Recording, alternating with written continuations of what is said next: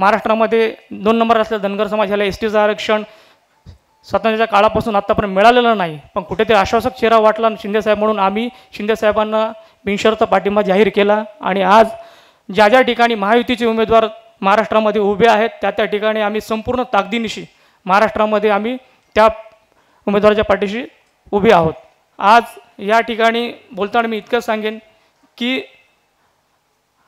नरेश म्हस्के साहेब यांना उमेदवारी मिळाल्यानंतर या नव्या मुंबईमध्ये सुद्धा या ठाणे लोकसभेमध्ये जी नवी मुंबई येते या नवी मुंबईमध्ये सुद्धा साधारण 2 विधानसभा आहेत, ऐरोली विधानसभा, बेलापूर विधानसभा. या दोन्ही विधानसभा मिळून साधारण 35 ते 40 हजार धनगर समाज नाटासाहेब इथे राहतो, या नवी मुंबईमध्ये वास्तव्यास आहे.